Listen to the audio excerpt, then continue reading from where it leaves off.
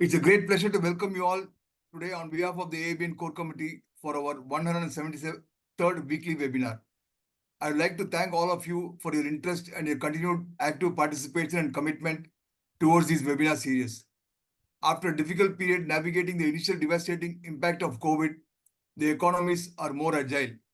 There is a great momentum to invest, innovate, and utilize opportunities that have been created through this time of significant change. AABN as a dynamic network of members with shared values has never been more important. It's easy to think that it's about the future, that this is something that we will do later. But I don't think so. I think we are talking about the now. I would like to thank Mr. A. Sivakumar, our guest speaker today, for willingly cooperating to share his valuable knowledge and experience on rainwater harvesting, Go Clean, Go Sustainable. Only through collective efforts can we improve the environment and ensure a greener and more sustainable future. Climate change and global warming are affecting natural weather cycles. In turn, changing weather and hydrologic cycles are affecting water security, access, and quality. The effects can be seen in the amount of rainfall, surface water, and underground water, as well as the distribution, timing, and quality of the water. To compound this, human developmental needs have placed an enormous strain on the quality and quantity of both underground and surface water. This does not just jeopardize economic production and agriculture. Water is integral to all human enterprise. Thus, security and stability are threatened on local and global levels. Rainwater harvesting is one option available in addressing the challenge. This involves the collection, filtering, storage, and reuse of rainwater or recharging of underground water. Multiple technologies are available depending on scale, price, performance, and water quality demanded. By dwelling into the intricate details, Mr. A. Sivakumar will aim to empower participants with the knowledge to actively contribute to rainwater harvesting. A. Sivakumar holds a master's degree in applied geology from IIT Mumbai. He is the country manager at Environmental and Geospatial Solutions and regional director and principal hydrogeologist at Environmental International Consultants, Dubai. He has been into consulting and business development and focusing mainly on geological, hydrological, and hydrogeological assessments, contaminated site assessments and remediation, mining resources assessments, risk and disaster management plan preparation, environmental impact assessment for various industries. He has over 25 years of professional experience handling the markets and industries in UAE, Oman, and India. He has expertise in wasteland development, focusing on afforestation projects. He is also an expert mentor of his junior subordinates. He is also NABED approved soil and groundwater expert. Has delivered lectures on groundwater, environmental, GIS, and risk assessment topics for Indian Navy, Kane Vedanta, Tata Steel, Safety Engineers Association, Swachh Bharat Mission for MHRD, Stella Maris, NGR University, Madras University, Meenakshi Sundaram Engineering College, IIT alumni chapters, and various engineering colleges. He has composed environmental awareness song for rainwater harvesting, road and industrial safety, plastic contamination in water bodies, and was awarded Bharadiyar Award in 2022 by California India Cultural Association. He has sponsored around 30,000 saplings for marriages and college functions. Thank you everyone for your patience. We appreciate your continued support and cooperation. Please submit your questions to us in the chat box if you have anything as that you thought of. We will make sure that our guest speaker will answer those questions. Thank you everyone. Have a great session ahead. Over to you, Mr. Sivakumar. You can start this session with the video, sir.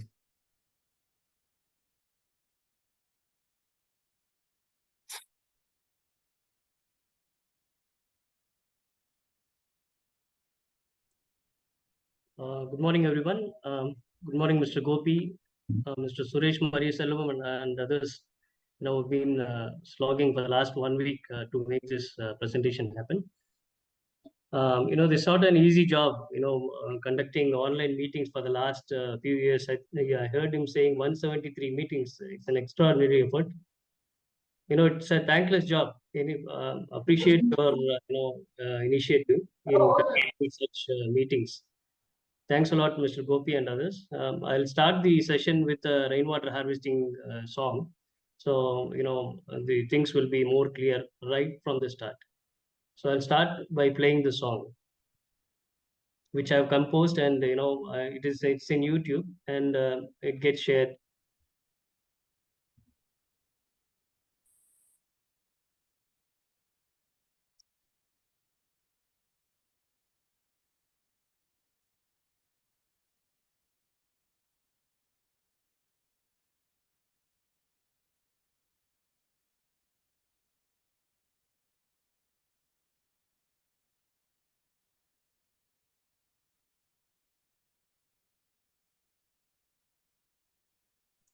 Can you see the video, sir? Yes. Listen.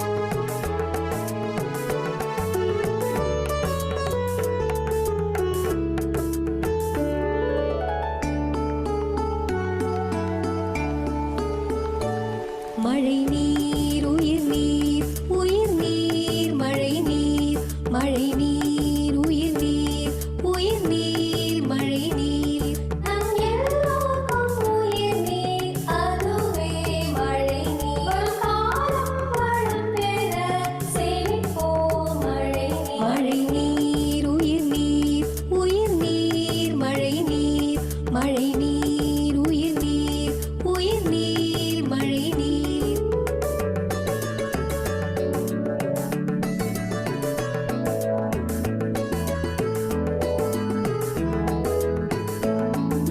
துப்பாக்கு துப்பாய துப்பாக்கி துப்பாக்கு துப்பாய தூவும் மழை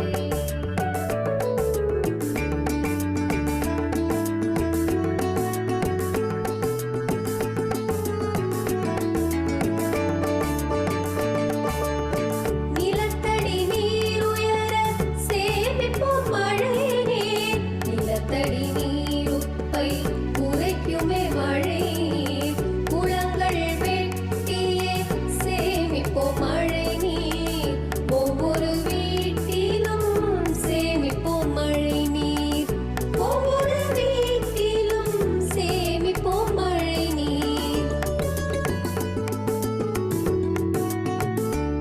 மழை நீர் உயிர் நீர் உயிர் நீர் மழை நீர் மழை நீர் உயிர் நீர் உயிர் நீர் மழை நீர்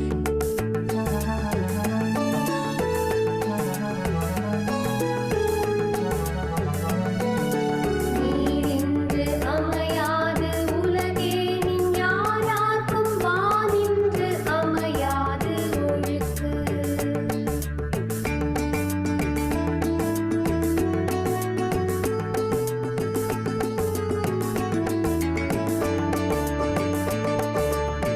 பஞ்சம் தவிர்க்கவே சேமிப்போம் மழை நீர் இறைவன் தந்த வரம் மழை நீர் மழை நீர் விவசாயம் செழிக்கவே வேண்டுமே மழை நீர் நன்மைகள் பெருகவே வேண்டுமே மழை நீர் நன்மைகள் பெருகவே வேண்டுமே மழை நீர்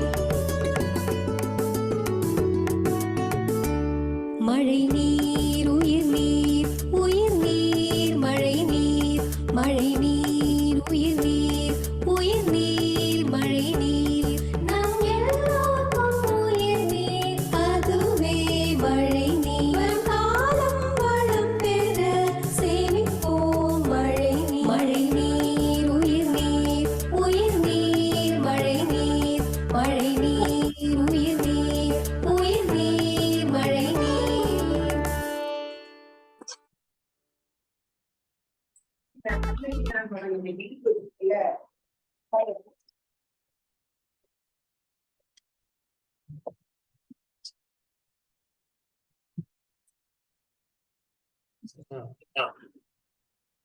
Yeah, was the song clear? Was it audible? Yes, yes. It is audible, sir. It is audible, sir. Audible. Yeah. Yes, yes. Beautiful.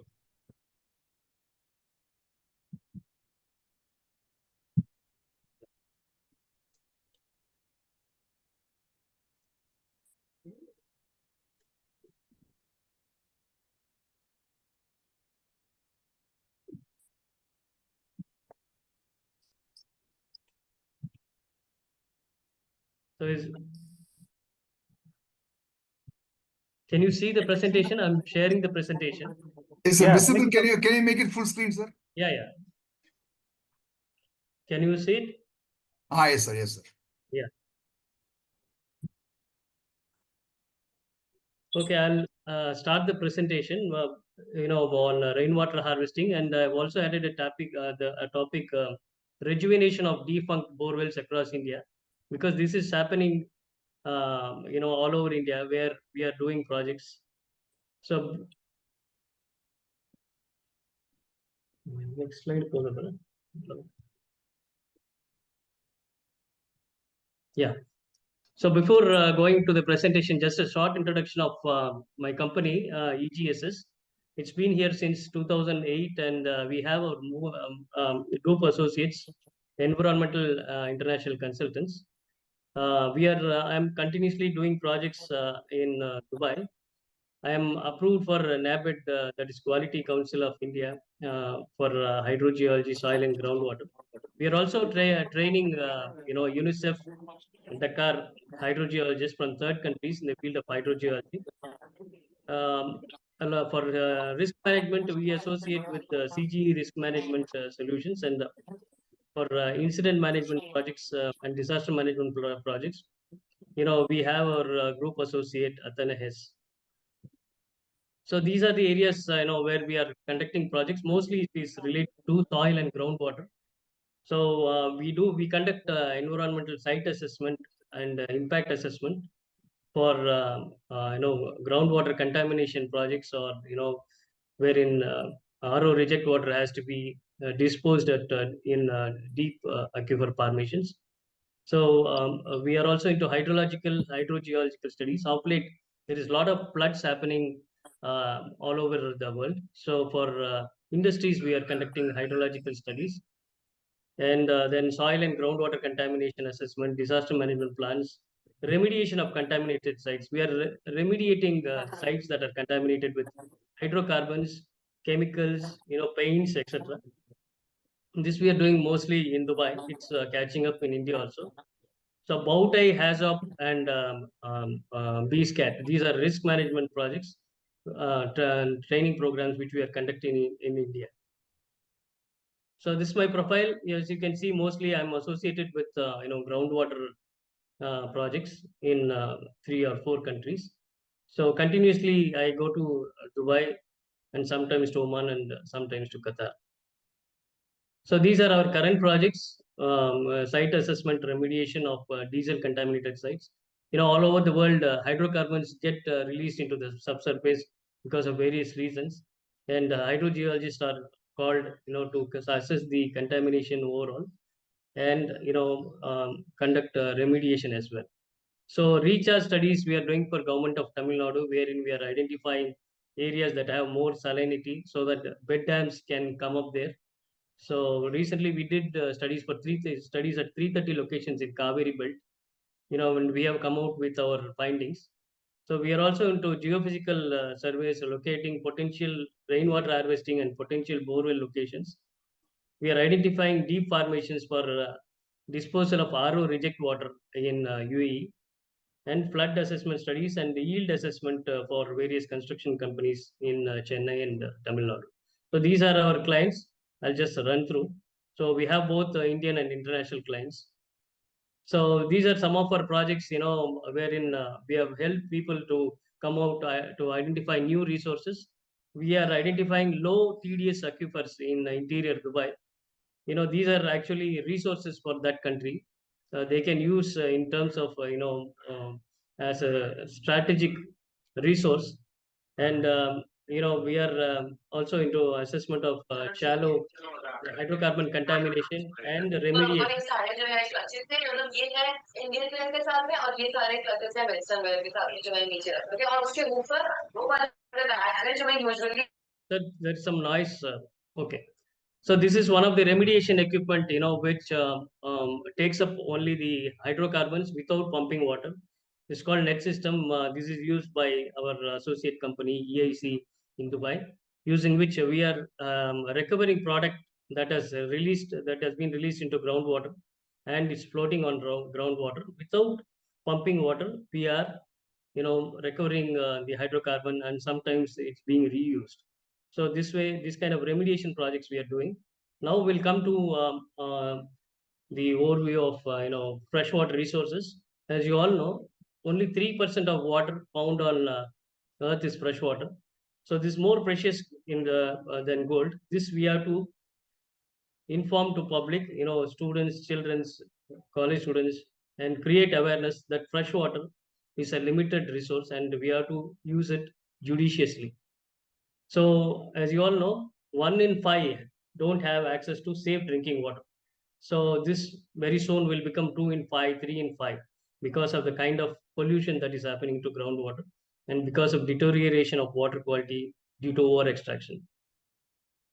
So as you all know, they say we are going to run out of water before we run out of oil. So because of extreme urbanization, growing population, and migration to cities, extraction of groundwater in cities is more, and this is leading to depletion of groundwater. And very soon, many cities will face drought situation if we don't do improve our rainwater harvesting techniques and you know implement rainwater harvesting throughout the city. As I said, throughout, due to overpumping, many countries they are facing depleted groundwater resource. So it is happening now in Delhi, Bangalore. Very next it may happen in Chennai. So we all need to wake up. So this again and again I'll be saying in the course of the presentation. So if we don't have water, there'll be reduced crop harvest, and this will lead to food shortage.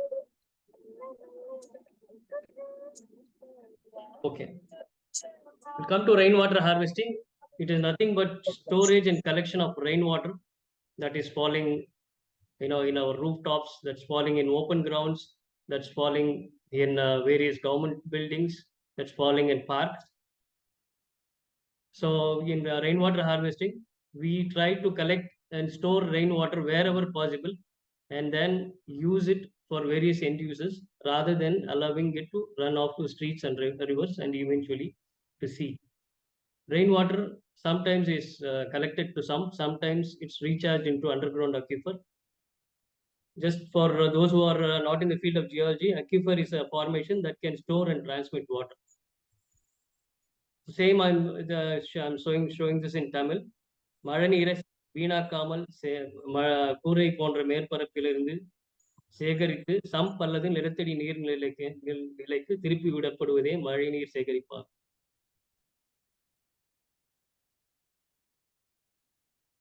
So why groundwater is depleting in cities? Because of population explosion, migration to cities, vast urbanization and industrialization leading to more concrete surfaces. As there are more concrete surfaces, recharge to ground gets reduced. So as there is more extraction and less recharge, there is fast decline of groundwater levels. So one of the best solution to all the above problems is rainwater harvesting. The same thing I've said in Tamil. We are having more and more concrete surfaces, so it's also leading to more runoff and poor drainage design. It's all these combined together and form flood scenarios in various streets of cities in Chennai, Bangalore, or anywhere. So what happens when there is rain? So under normal condition in an open area, 40% goes to sea, 35% goes as evaporation, and 25% infiltrates into soil and geological formations if there are right conditions for it to infiltrate into the ground. So there is something called National Water Policy 2020, which says that the central government and state government, central government especially, they're saying we should ensure that potable water should be available to every household. We should take up more artificial recharge projects so that extraction is more than recharge. So we should try to remove the water supply disparity that is there between urban and rural areas.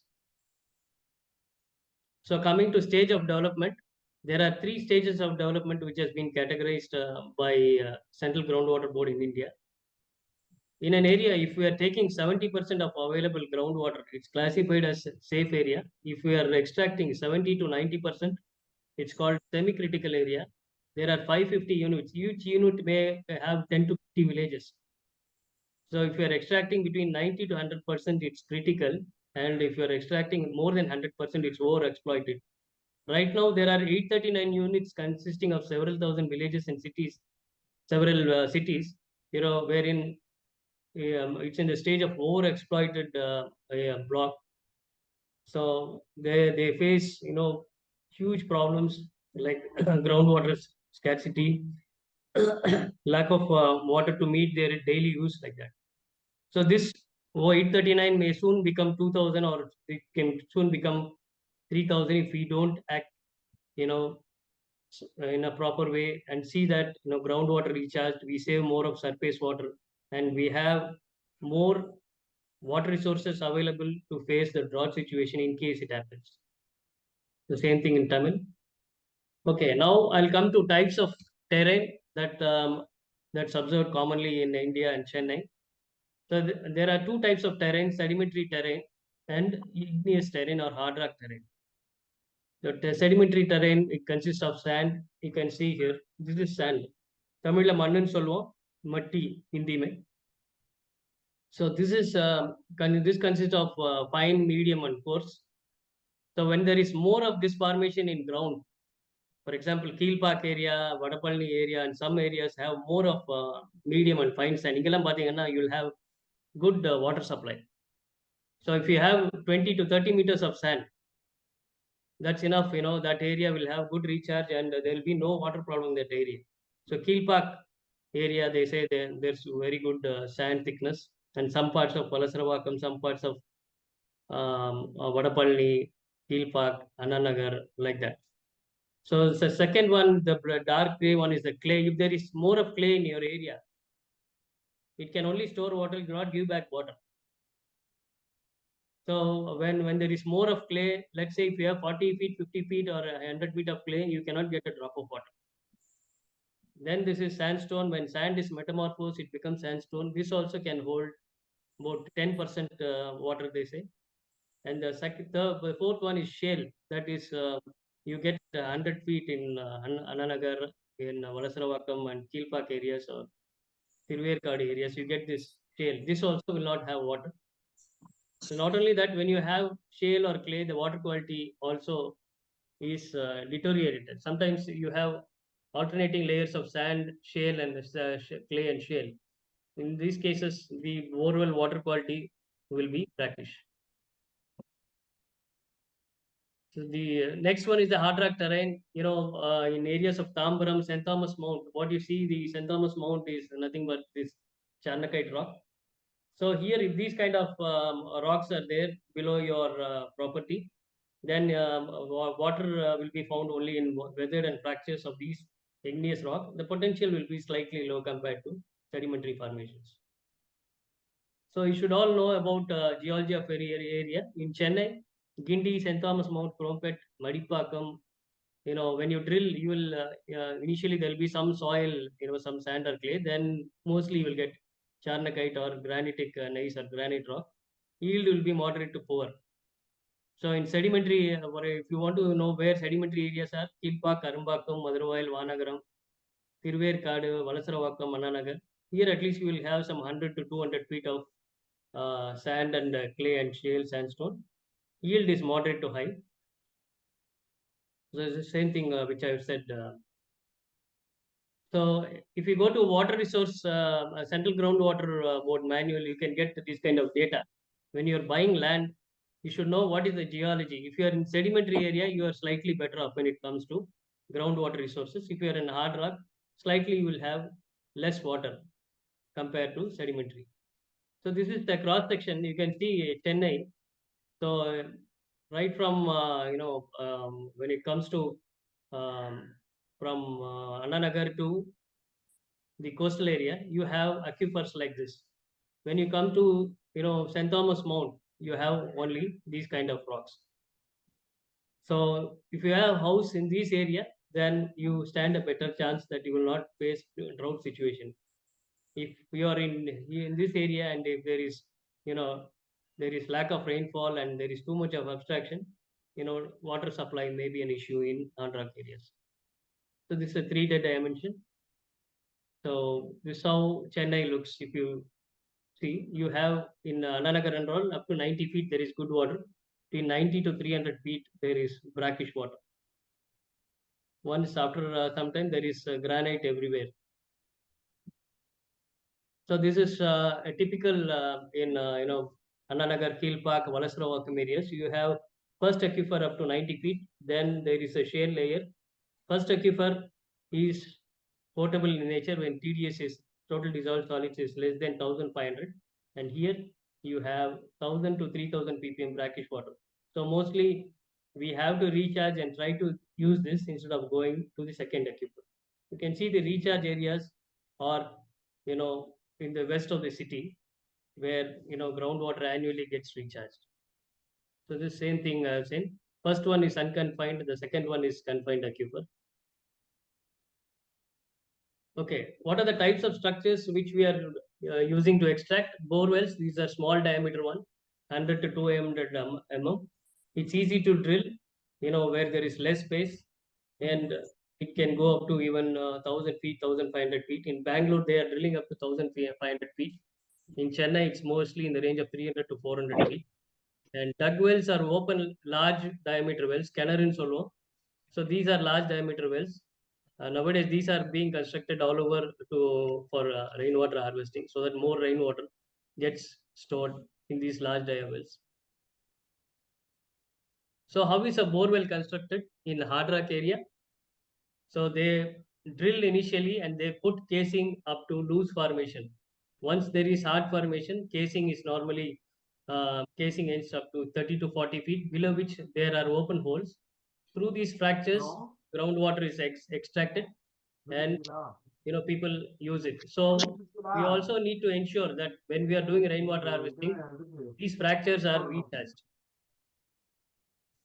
So India has 27 million bore wells because the yield has reduced. So wherever we are going, we are trying to make people aware, create awareness so that these bore wells are not closed, but they can be used as recharge structures. And now we'll see why there are poor yielding bore wells. Poor yielding bore wells are mostly in hard rock areas. The yield ranges from 50 to 200 liters per hour. Sometimes due to wear and tear, due to long operation of this thing, the motor doesn't work, and they abandon the bore well. And sometimes they over extract and make the bore well defunct. So what happens when there are abandoned bore wells? When borewell is not used, some people they come and remove the casing and leave it as open hole. This acts as traps for children and animals.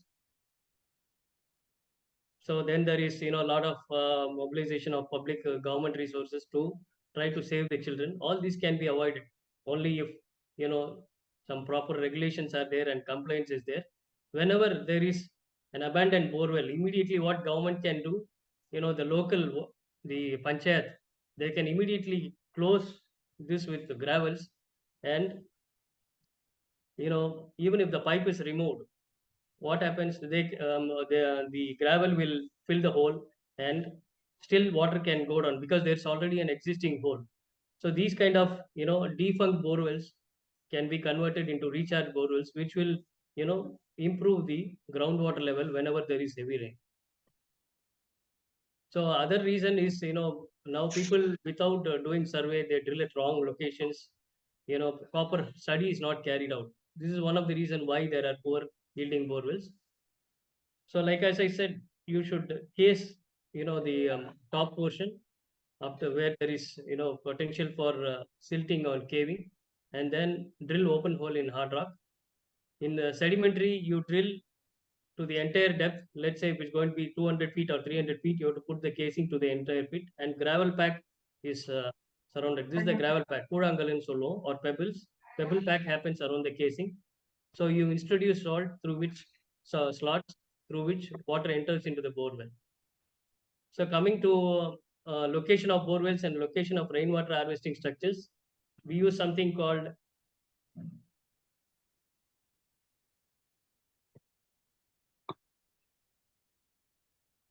can you see, sir? Thanks, sir. Can you see the slide? No, it's blank now. It's blank now.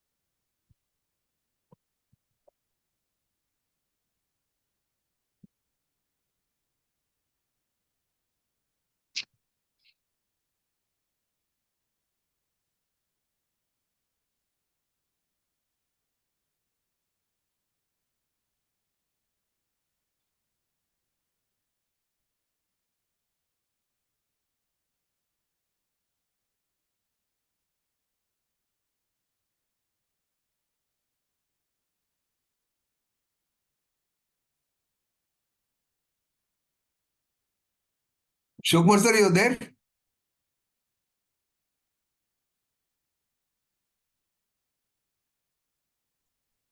Yeah, can you see the slide, sir? No, not yet, not yet, not yet. Okay. Can you see? Yeah. Yeah, we can see, but not in full screen. Yeah. Yeah.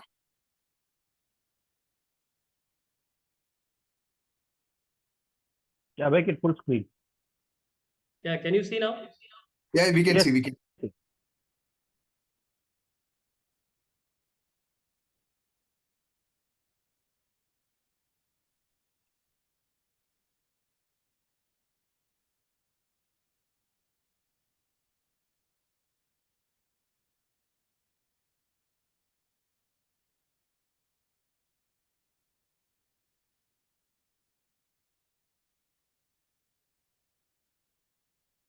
Next.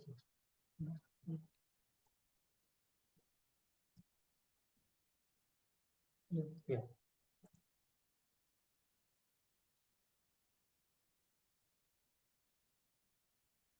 Can you see, sir, now? Yes, sir, yes, sir, yes, sir. Visible. Sorry.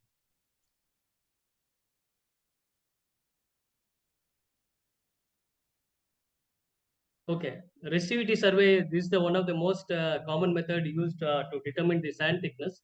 Now we are using this method to find out, good recharge zone.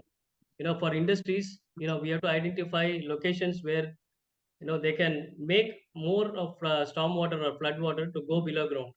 So we are doing this. This is one study we conducted for an industry in Chennai. So here, where there is more sand thickness, we'll make more of, we will implement more groundwater recharge structures to come up there, so that more groundwater is recharged, more rainwater is recharged. So resistivity survey, this identify low resistivity zones in hard rock areas. So we can identify zones with more fractures. Same technique can also be used for locating potential bore wells. So like this, we identify potential recharge zones or groundwater zones, and then recommend for rainwater harvesting structures. So like this, studies are there wherein we determine the Earth's resistivity. We find out whether there is more of sand or clay or conglomerate like that. So using this method, sometimes we have identified for IIT Madras and the CPCL more areas that where in say 0 to 800 feet it's saline water, and below saline water there is freshwater aquifer, and we have been able to identify potable water resource in Nagapattinam area. Now many villages are being supplied with this water, and we have been able to solve the groundwater problem of some of the villages in Nagapattinam. So the TDS that we encountered is 600 milligram per liter. Now rainwater harvesting has also been recommended, and it's being implemented there. So like this, we are doing resistivity surveys. Then we are using other instruments also, like magnetotelluric. These are latest techniques that have come in, wherein the accuracy of locating groundwater resources have improved. With all these techniques, we are able to locate potential groundwater resources, recharge zones. Also, there are always potential for failure also, in 10 to 20% the cases. Sometimes, in Kerala, I go every year during rainfall, that is from June to October, they have very good water. Right from March to April, they face huge problem because they don't have proper rainwater harvesting or proper storage structures or lakes to store rainwater. So every year there is huge groundwater crisis between May to June, April to June, wherein we are called, and we keep telling them that you need to do rainwater harvesting, store more rainwater. So like this is one case study in Annalur, wherein we have been able to identify good resource between 50 to 100 meters, and you know solve their drinking water problem. Okay, this is conversion of barren lands by introducing rainwater harvesting structures. These barren land is in Tada, 10 acres. They were struggling to get groundwater because did not do any survey. Once we were approached, we did a survey and we were able to get a good groundwater resource, and we were able to convert barren land into these kind of lush green orchards. Now every day they are able to harvest different kinds of fruits, and the land value has also gone up. This is the letter given by the IPS officer for whom we did the survey. So way forward, government has to assess yield and assess existing rainwater mechanisms, construct more percolation ponds close to borewells, in line with government policy, implement rainwater harvesting in all houses, and encourage percolation ponds close to defunct borewells. Defunct borewells should be seen as an opportunity for shallow and deep aquifer recharge after adequate filtration.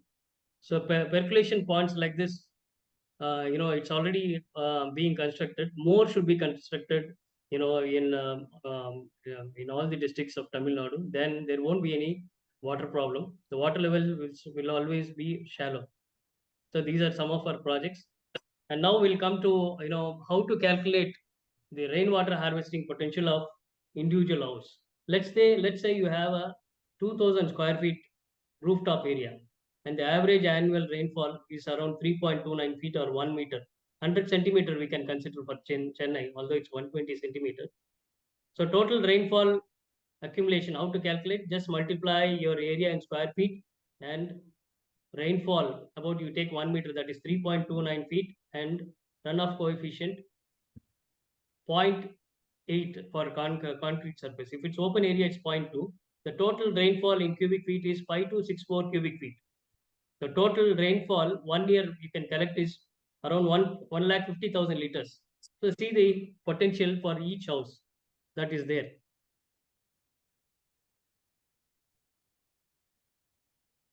Is the calculation clear, sir? Hello? Yes, sir. Yes, sir. It's clear, sir.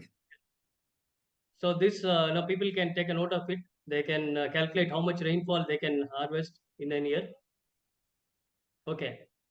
When it comes to a hard rock, people living in Tambaram areas, if you have a failure borewell, or if you come across any failure borewell, please make sure, please note that the water level would have gone down. If water level is at 300 feet or 600 feet, if you recharge and bring the water level up, then there is a chance for the borewell to rejuvenate and start pumping again. You start using that again. One thing we have to note is there's no point recharging the top layer. If you recharge here, there's no point. People they have a small well here, put rainwater here. It's of no use. You have to ensure that water goes to these areas where you got the water. If you have got water at 300 feet, you should ensure that water goes to that depth. The rainwater goes to that depth and recharges the aquifer. In shallow aquifers, you have to ensure that you are recharging the sand, not the clay. What people do is they put a small pit here and recharge the clay layer, which is of no use. Water should enter the sand bearing, water bearing formation. As I said, if there are shallow and deep aquifers, you have a borewell that penetrates both shallow and deep aquifer and recharge the zone. So like this recharge pit should go up to water bearing formation, that's a sand formation, not the clay one. So like this, there are structures which we are implementing in many industries in Chennai. So if you have a house, you can have a small pit, make the water come filter and it can go to the well. Please note, only filtered water should go into the well because you are going to drink that water again. Similarly, if there is a failure bore well, you can recharge it and make water, more rainwater go into the ground. And there's a filter media. How to use that filter media? I'll show you. You should have pebbles, the big one at the bottom, then the small pebbles, then coarse gravelly sand. You can add a layer of activated carbon also to remove smell.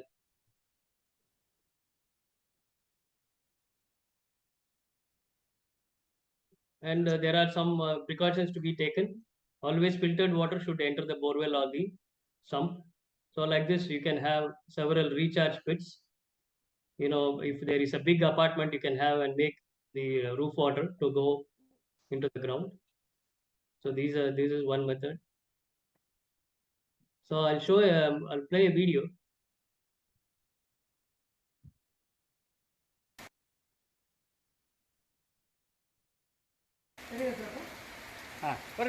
So this is one area where we collected rooftop rainwater when the rain is happening. Can you see, sir? Can you see the video? Yes, sir. Yes, sir. I hope everybody can see it. So you see each rainfall or 3 centimeter rainfall எவ்வளவு தண்ணி நம்ம collect பண்ண முடியுது பாருங்க. 2 weeks ஆச்சுன்னா இதுவாயிடும் overflow. இது தண்ணி பாருங்க எவ்வளவு இப்போ சிட்டி ஃபுல்லா இருக்கிற எல்லா வீட்லயும் பண்ணா just imagine how much million liters can be.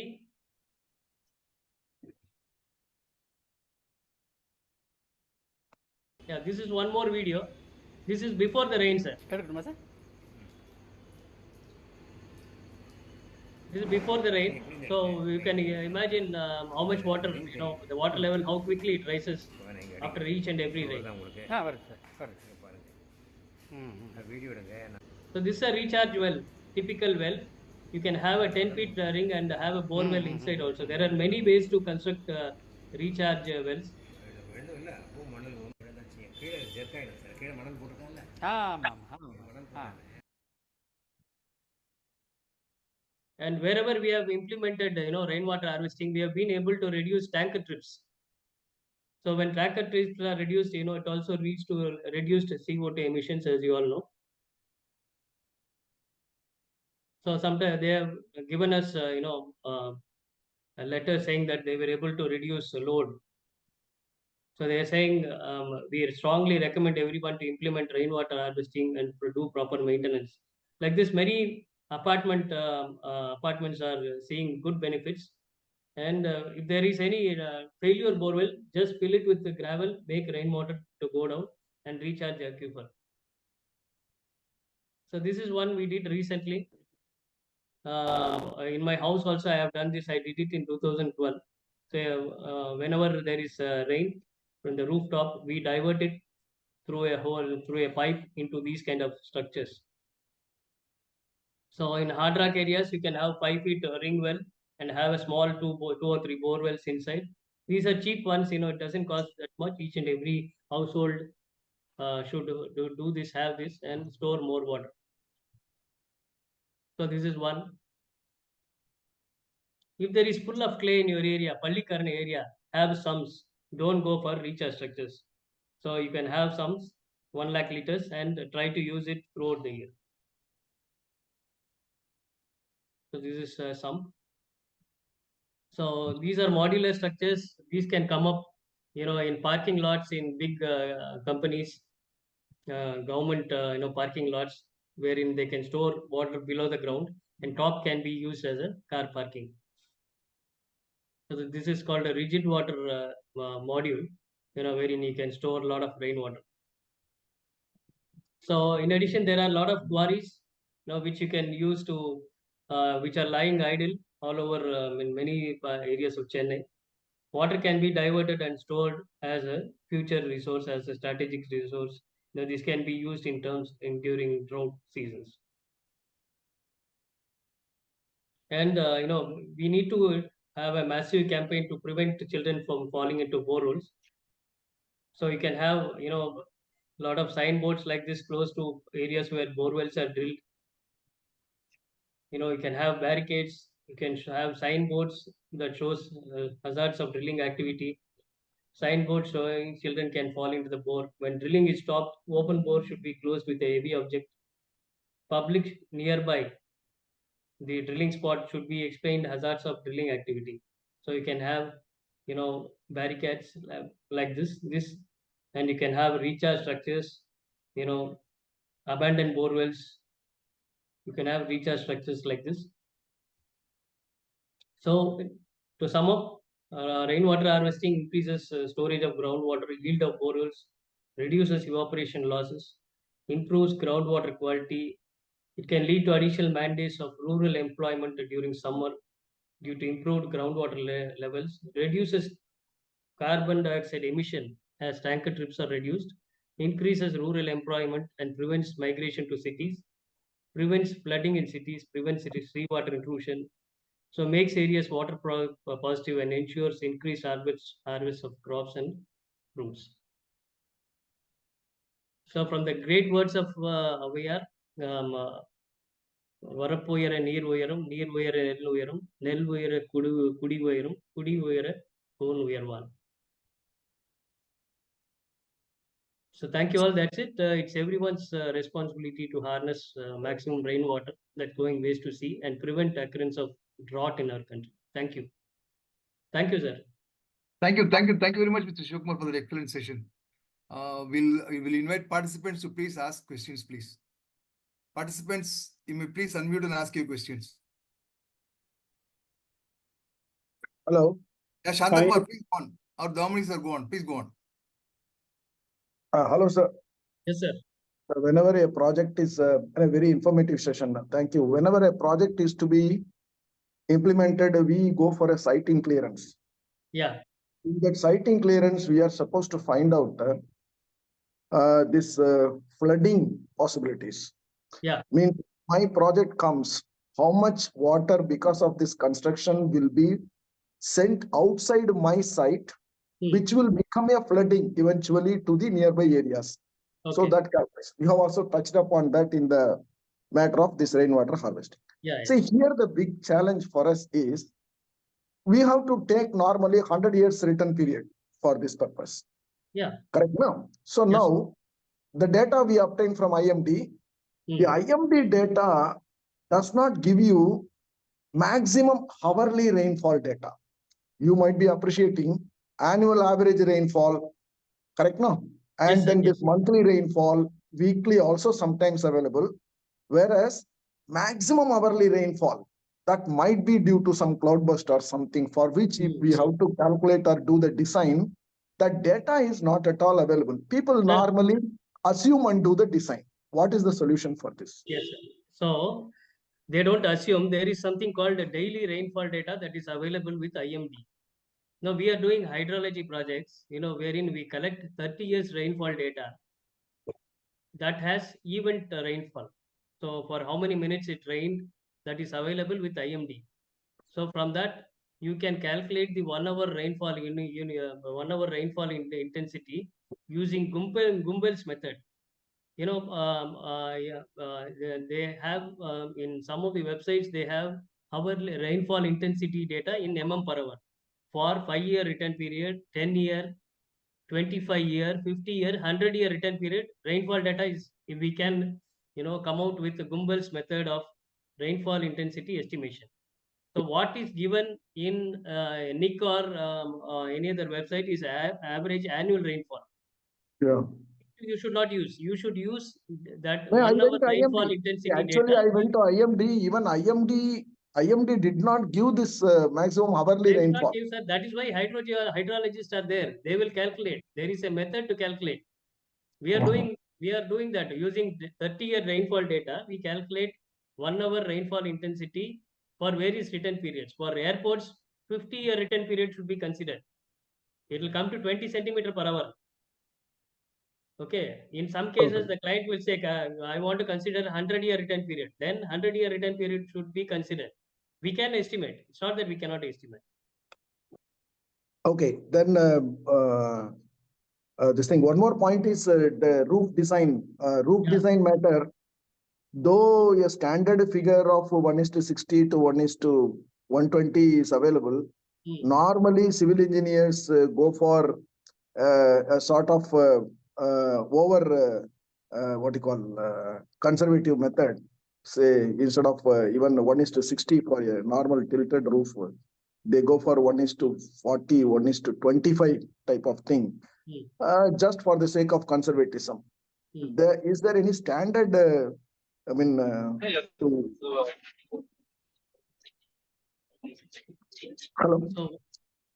So, with respect to what you are saying, sir, 1:25, what is that?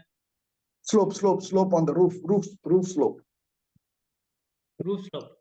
Because in any construction, a roof slope as well as a gutter design for the sake of this rainwater harvesting as well as collection becomes very important, correct? Yeah. So it all depends on the amount of rainfall in that area. If you have more rainfall, it's better you have the slope as per prescribed norms. If you go to CPHEO, this thing, the details are given there. At the moment, I'm not sure. I can revert back to you on that, on the slope. Depends on the budget also.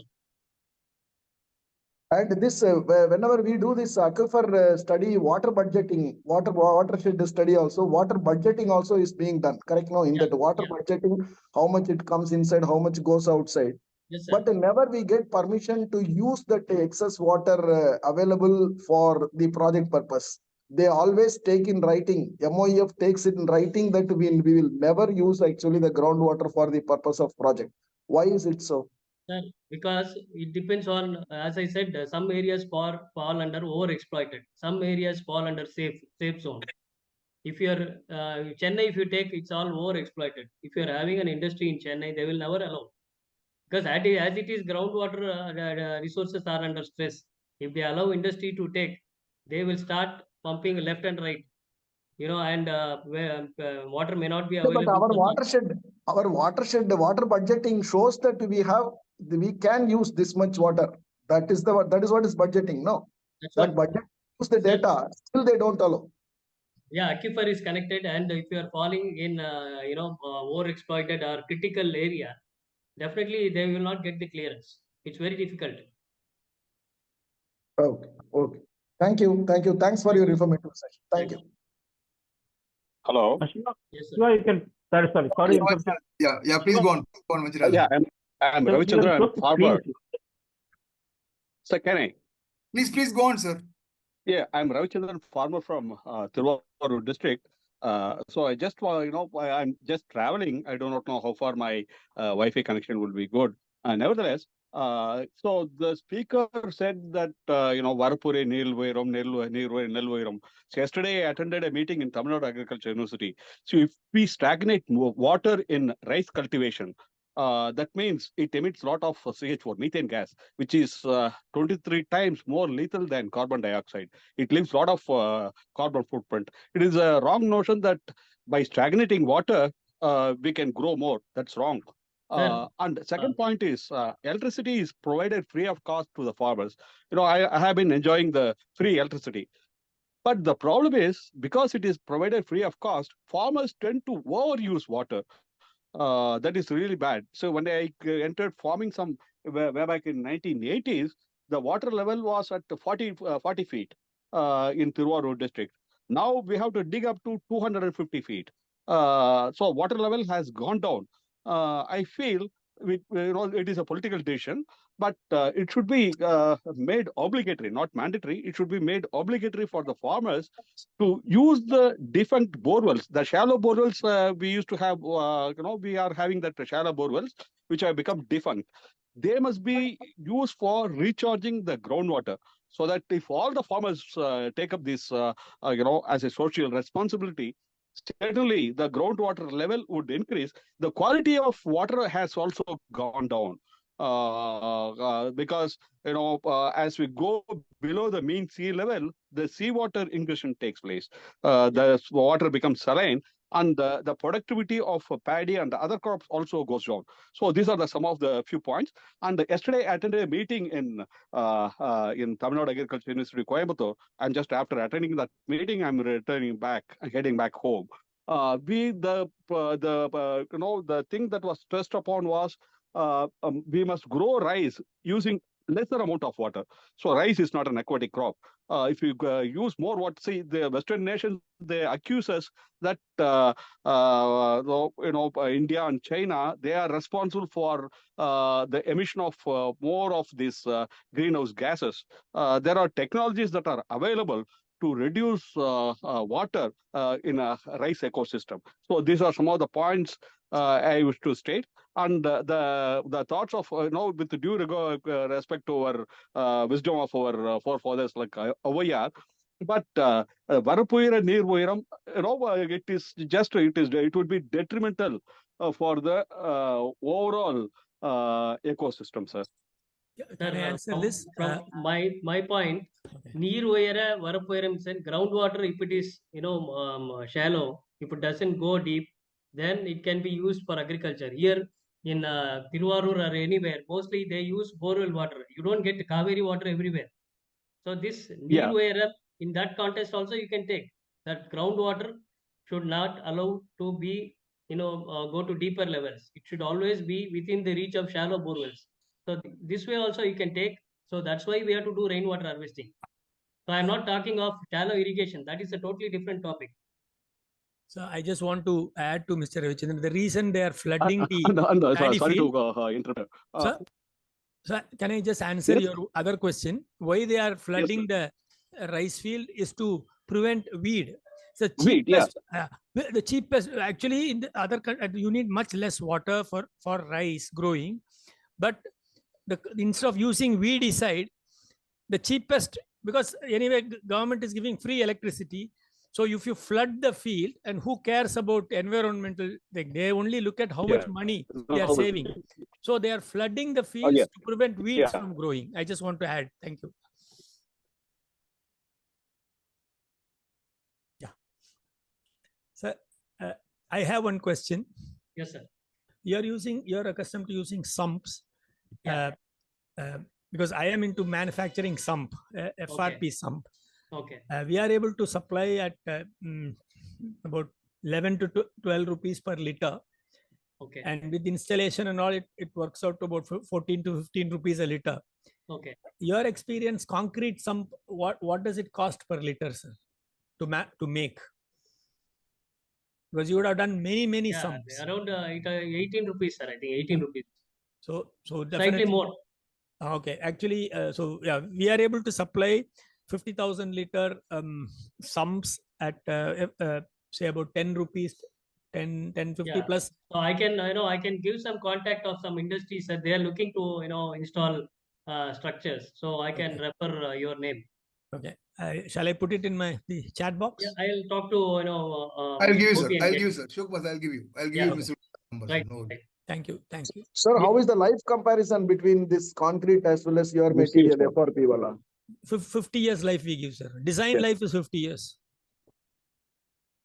There are other added advantage. It is factory tested, leak proof. Concrete, if it is not concreted properly and leak happens, leak will be there. Versus ingression. Ingression happens, your bad water gets in, sewage water gets in, you cannot do anything.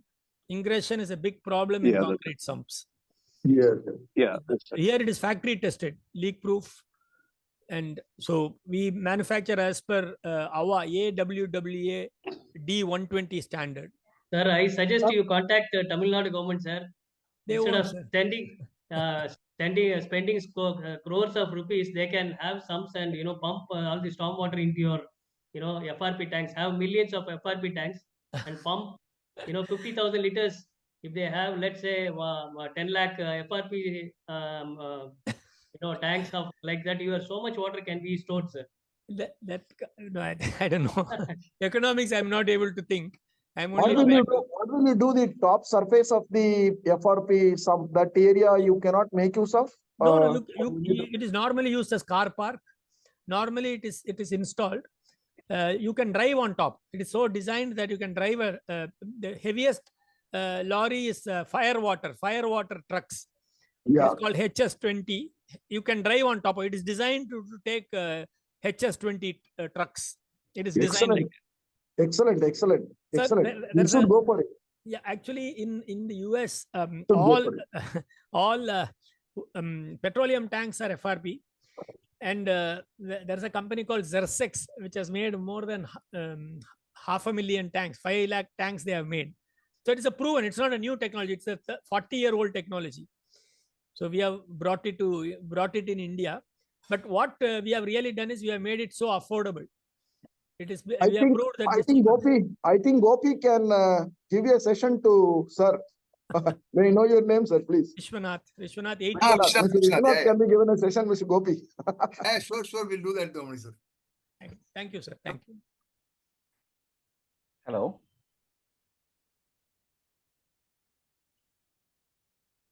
Yes, sir.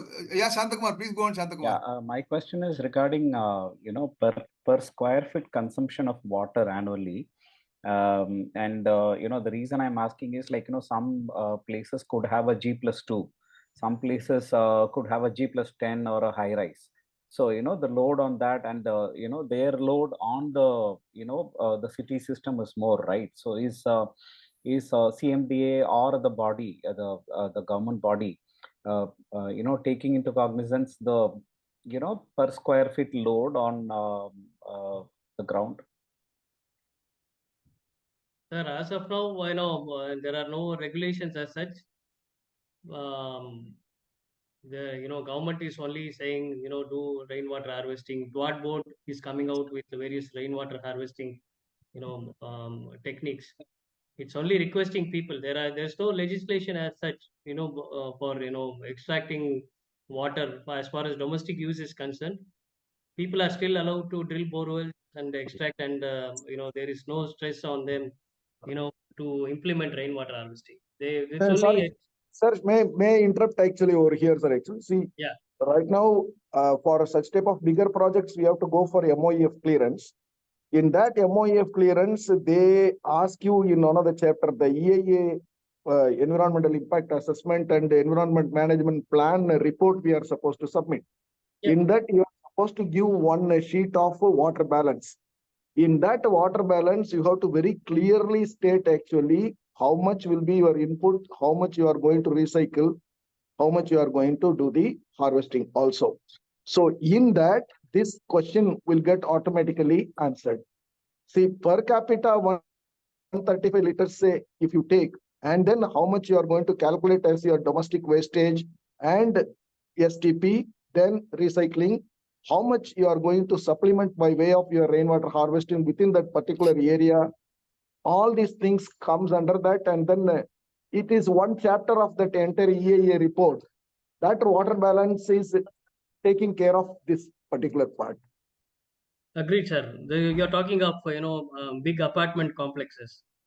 Yeah. Because he was okay, telling about the high-rise buildings. No, high-rise buildings. Okay, for individual houses, there is no regulation as such. Thank you, sir. Yeah, my name is T. Rajendran. Can I raise a question?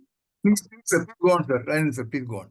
Yeah, my name is T. Rajendran. I'm a retired scientist from Central Groundwater Board, Government of India. Sir, tell me, sir. Yeah.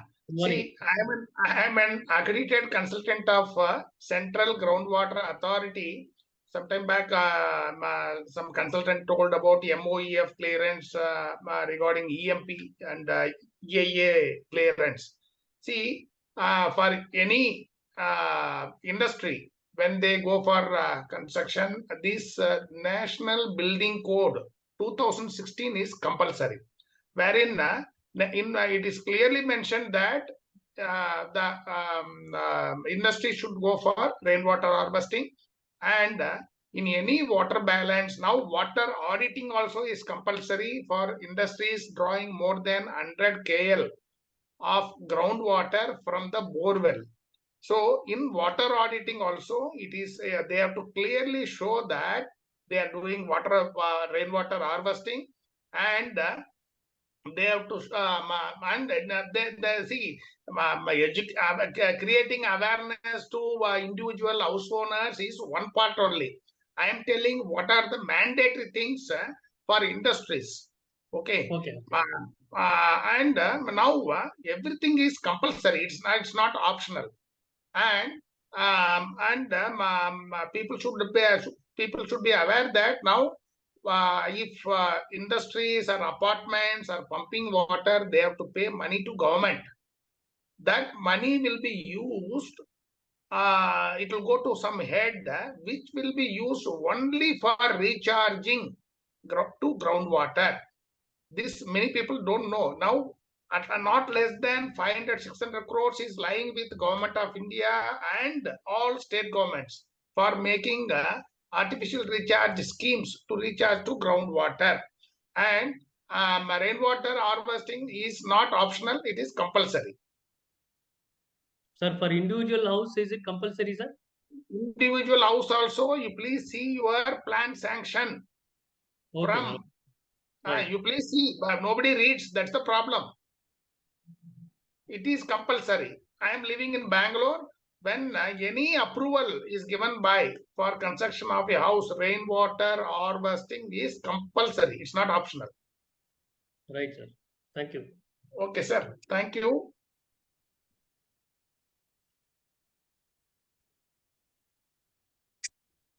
So Mangala madam has also posted the same opinion here in the chat box. Mangala madam, would you like to say something, ma'am?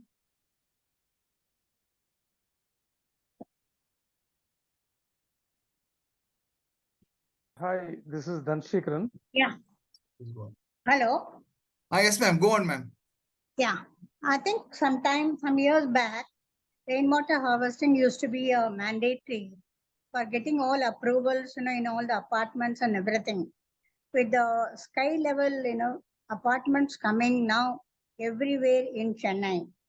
I think rainwater harvesting should be made a compulsory, but in many apartments, this is not being done. In my opinion, every house should be a water positive one. How do we address this policy issue? How in our local bodies? Because local bodies are the one who are giving license to all these builders and to build such a high level building. So I think we need to address this issue in a more systematic manner. How do we address this issue? Mr. Sivakumar. Thank you, madam. Thank you. Yeah, most apartments where we go, we see that it's done for namesake. They have a structure which doesn't work. This is our experience. Then we install slightly deeper boreholes and then make rainwater to go. Most of the time we see that the water that comes from rooftop, it goes to the roads. The rainwater structure doesn't work. This is our experience. Can we do something, for the road, when the runoff water in the road? I think some time back in my colony, we had constructed, some kind of a structures near the, shoulder part of the road. So that all the runoff water can be stored in that, so that the groundwater can be recharged. Yeah, it can be done, madam. Duckum borewell structures, wherein vehicle can go on top. If it is safely constructed, then it can be done. And regarding this high level rise buildings, so okay, one time they are doing all this borewell and then recharging the groundwater. But how about maintenance? Because at least, once a year they need to really take it out and then, with your carbon thing which you are talking, are they really doing all these things? That's what, wherever we go, we see that, maintenance is not there.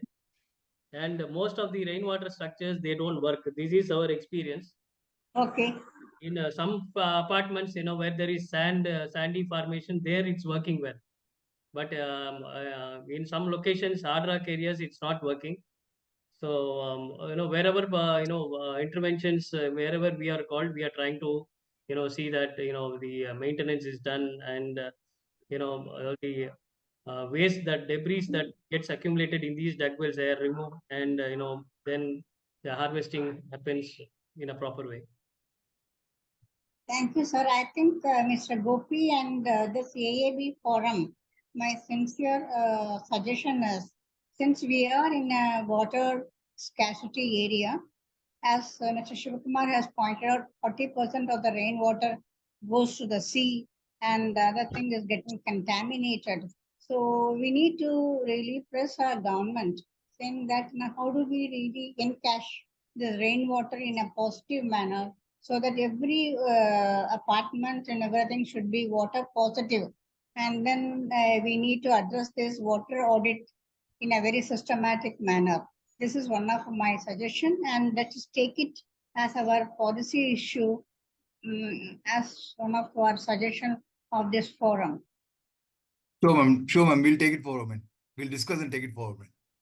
Yeah, in line with this, Mr. Gopi, whatever Madam has told, the outcome of this type of meetings, why it cannot be made as a proposal by the committee like this, and you please send the soft copy to all of us.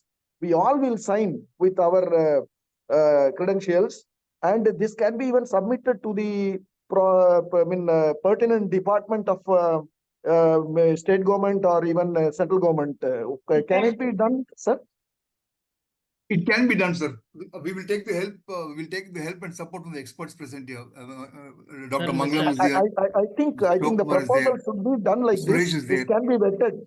It can be vetted in the next meeting, sir. Just please don't think I am interrupting too much. Actually, No. in It's a good this meeting, whatever outcome comes like this, whatever like Mangalam Madam has told, and then Sivakumar ji has opined, and then that Central Water Board Authority expert has told, we will make it as a proposal. Exactly. Next meeting, first 15 minutes will be only this. This proposal is that's all. You let us do that particular thing. Then you go ahead, sir, for the next lecture. If it is possible, it's a wonderful outcome, sir. Excellent. One second. Suresh, sir, go on, sir. Please, Shiva, could you please close that sharing screen share so that we can see everyone? Yeah. So just two things. Mangalam Madam, we have been discussing about it. Two things. One is sending proposals. Number two, creating awareness among the youngsters. Already Mangalam Madam has got a national level forum. The platform already, Chakra AABN is there. We can make use of it, and then we can. Last week also we discussed about it, how we can create awareness, because Shiva is already doing it. Yes, but he is doing it as an individual and as a corporate social responsibility. Twice in a year, he's organizing a meeting called Green Drinks, where he invites experts and he's spreading. And he has got a very good contact with most of the professional colleges in the town. So last week, as we discussed, we can think about how we can form groups and creating awareness in social media platform, and we can make movies, and then or maybe like this timings we can fix up with the colleges, and every college has got an eco club.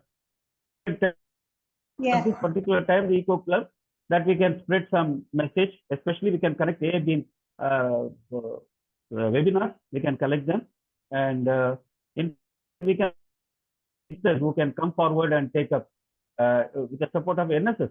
We can talk to the government department. NSS is doing a very good job in every college. So we can tie up with NSS and we can see how we can take it further. So Mangalam Madam, what is your suggestion? Yeah, I think this is the right time, because Southwest Monsoon is approaching very soon. I think the schools and colleges have reopened. Let us now, start at least this moment from the AABN network. So next, till now we have been talking about water sanitation. Next, I am planning to invite experts from renewable energy, wind energy and solar energy. So we'll have energy series next following this, and then we can go to climate change related issues. So these are all related to the sustainable development. Yes. A couple of months ago. So we all combining together. This is going to be a very good platform for the youth to make use of it. And second thing is even the job opportunity, asking questions related to this kind of information. Even recently in some of the corporate they are asking about it because how much they are responsible in giving back to the society. That some corporates have started looking into over it. So that could be a very good contribution from AABN. That's what I feel.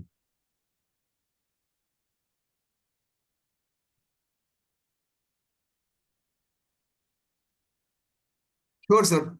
Sure, sir. We'll take it forward with your help and support, sir.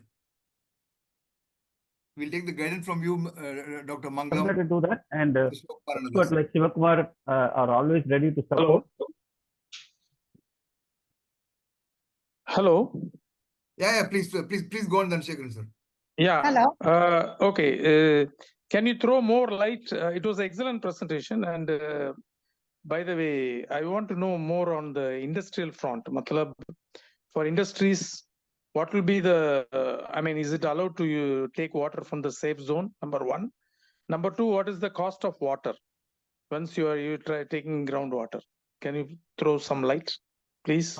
Sir Rajendran, sir, can you, if you don't mind, can you give? I come on the line. Thanks.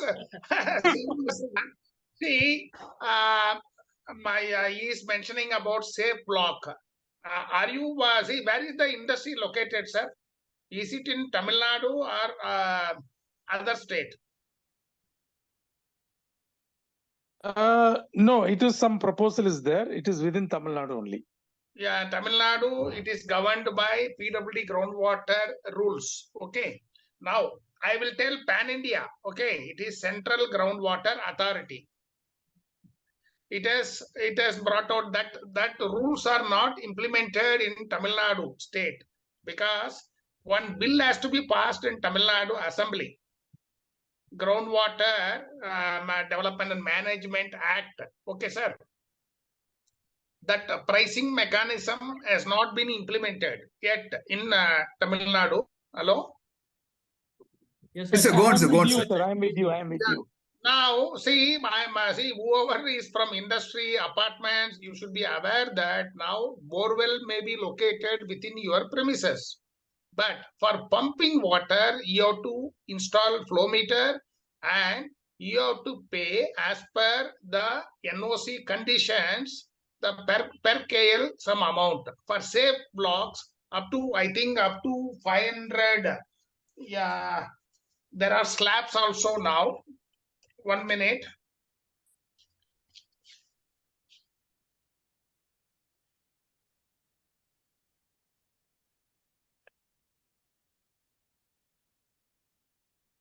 For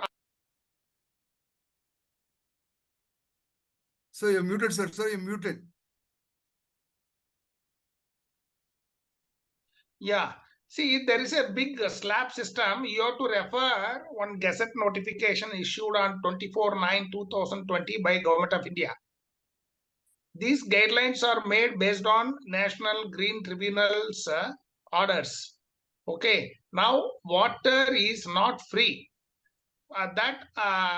If industry is using borewell, first they have to take NOC, then flow meters will be installed. Then as per the NOC conditions, as mentioned in the NOC conditions, so many things are compulsory. Out of that, even you have to maintain quality, you have to maintain the quantity. Because of your pumping, water level should not go down. As one farmer has told, no, my water level was it was 40 feet and all. It has gone down to 150 to 200, 300. That should not happen. That if industries that condition will be there to have a piezometer just to measure water levels within the plant. So pricing condition is there, plus rainwater harvesting condition is there, plus this also is there, monitoring quality and quantity condition through piezometer, it is there. So it depends on, and pricing depends on the type of category of the block, BLOCK block. In India, blocks are in Tamil Nadu, it's called Firka. So depending on the groundwater usage, they are classified into safe, semi-critical, critical, and over-exploited. As of now, in Tamil Nadu government doesn't accept any application from any industry, any apartments, if the industry falls in critical and OE blocks, because of the lack of the bill or act, which is not passed in the Tamil Nadu Assembly. But in many states, this act was passed. Their authority has been established. These rules are there in place. And if some industry is using more than 100 KL per day, then water auditing also is compulsory. And somebody talked about water positive. Water positive is the right direction. People MNCs are spending huge money to become water positive. And next level is, as Sivakumar sir has mentioned about CO2, what you call decarbonization. And then some companies are going for Alliance for Water Stewardship certification. Water positive means you have to do offset within the plant and within the watershed. Okay, sir. I think it's a lengthy subject. I have to give a full lecture on that. Okay, I cannot see how much people can understand. I don't know. But one thing, basic thing is nothing. All the conditions are mentioned in the NOC. People are not reading. That is the thing. I have come to know. I have delivered a lecture about 1 month back in Bangalore about the same subject.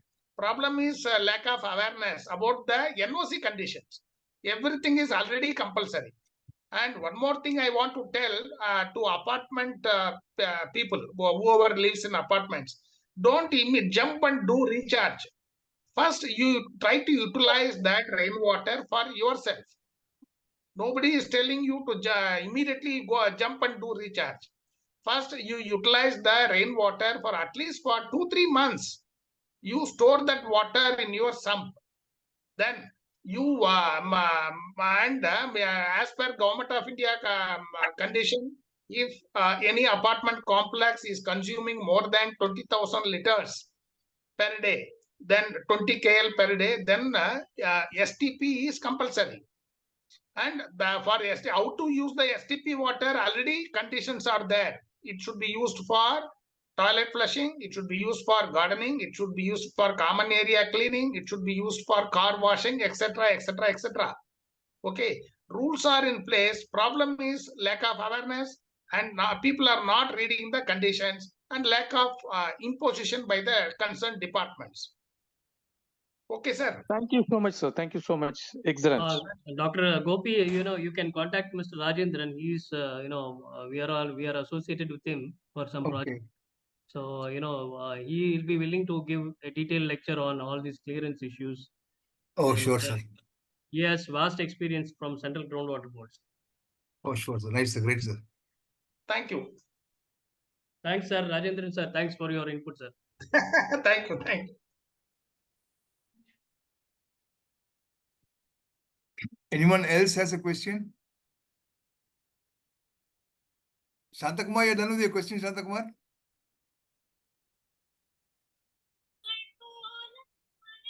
Hello, I'm done. Yeah. You're done. Okay. Ravina, CP Ravina. Yeah, this is Ravichandran. Again, sorry that it is concerned about, though it is concerned about urban thing. Basically, as I said, I'm a farmer. This kind of rainwater harvest is very much essential in rural areas. Yes, sir. Yeah, and I just request you to conduct this kind of not only educative but awareness program amongst the rural masses. Is it possible? So I can organize such things, and we would like to have this kind of Zoom meeting so that Sure, sir. Sure. we can tap the groundwater, sir. Sure, sir. Sure.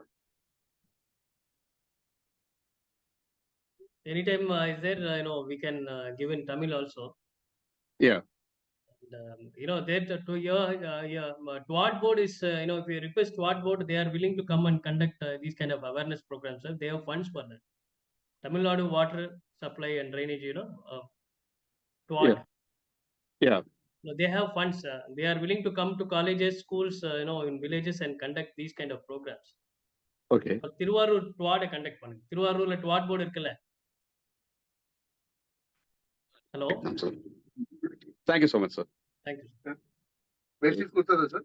Bedsheet கொடுத்தாங்க. அது AC work பண்ணல. AC போடல sir. AC இல்லையா? AC I need some more. Some over. இன்னும் கொஞ்சம் வேணும். AC குளிர் வேணும். கூலிங் வேணும். கூலிங் வேணும். அது சொல்லுங்க சார். நான் இது பண்ணுறேன். Thank you so much. Thanks. One more information. Sivakumar is a very good musician. You might have heard the first song, the beginning of the session. He composed another song on singing plastic, which has won the accord from many institutions, especially from IIT Madras. It has got the best award also. So he by default is a musician also. And second thing is he has got a lot of contacts with the nurseries. In fact, he supports the function with saplings. Usually, wherever possible, he supplies the saplings. So any of your weddings or any good occasions in your houses, you can inform. If it is nearby, Siva will supply the saplings for the gift. So that is for your information. Thank you, sir. Thanks. Thank you, sir.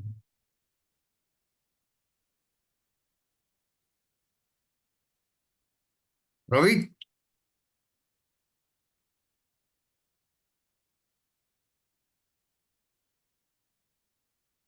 Anyone else has a question? You may please unmute and ask, please.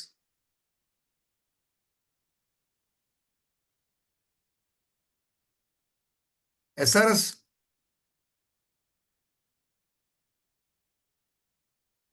No, I don't have a question, but here in Australia, it is compulsory to harvest water. You need to get approval for the building. So you need to have a certain quantity of like 2,000 liter rainwater tank. That is the compulsory. There's no option. And also that water is used for flushing toilet, as mentioned before, or gardening.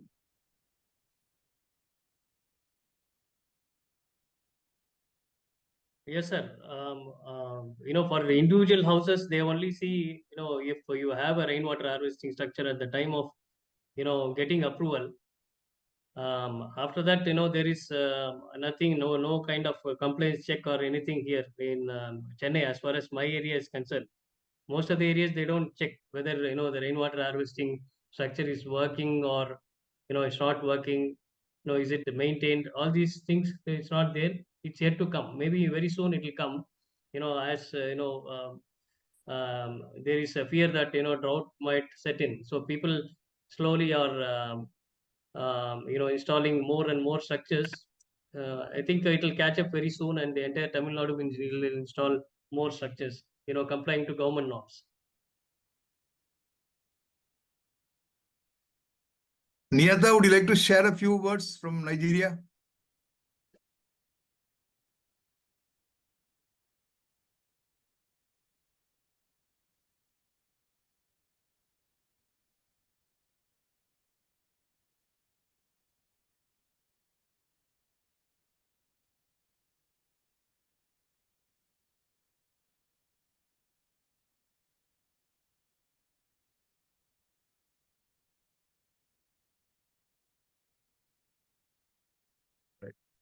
Okay, one last question. Anybody else has a question? You may please unmute and ask, please. Ravi? Ravina?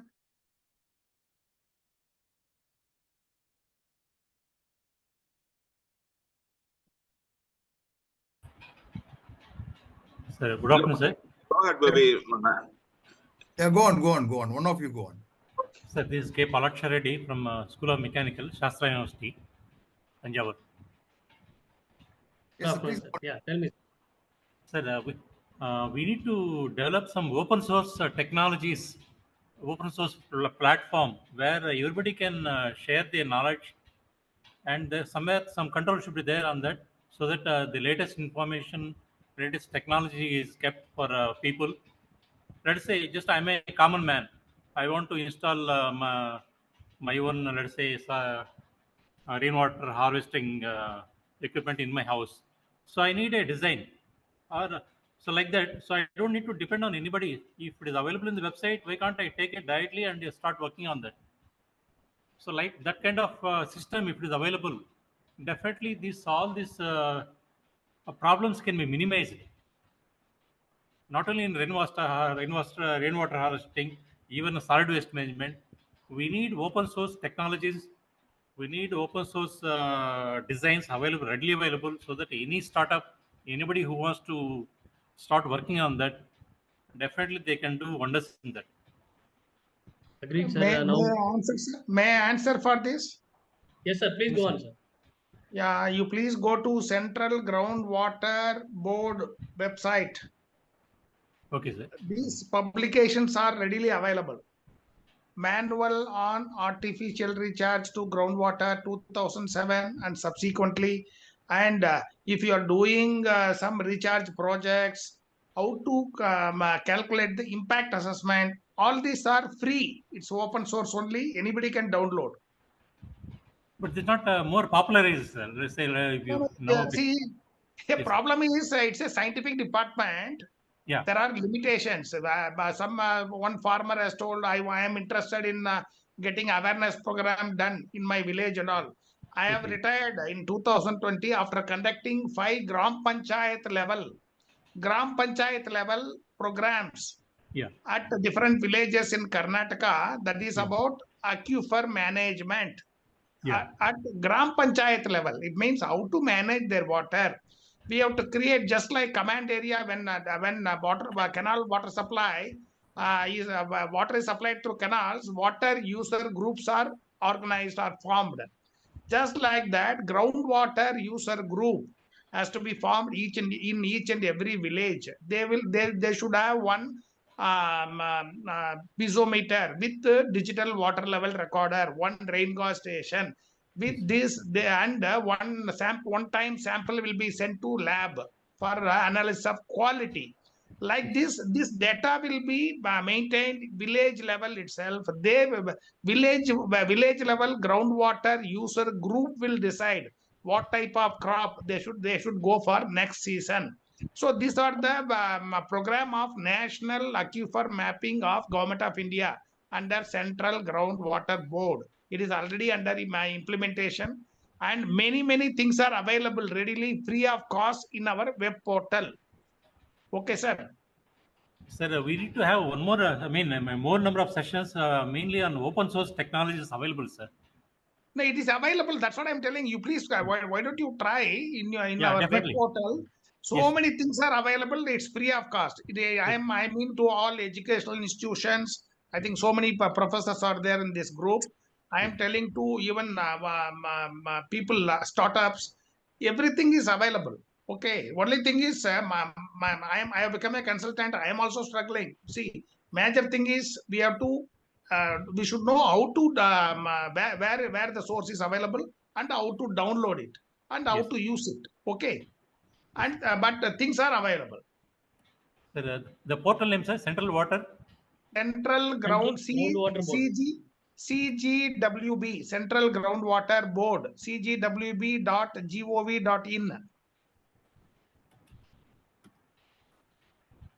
Yeah, very nice, sir.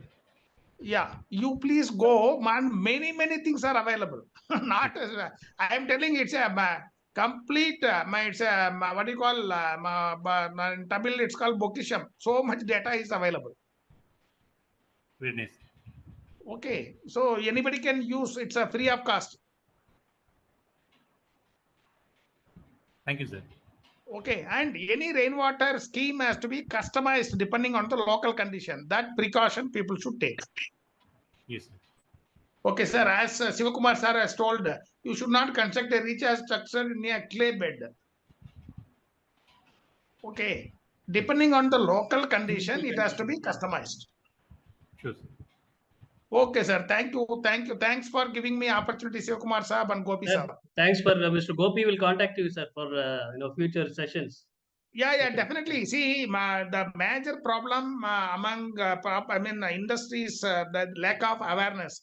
Problem is everything is available in the NOC conditions itself. There is no question of optional. Everything is compulsory now. Thank you, sir.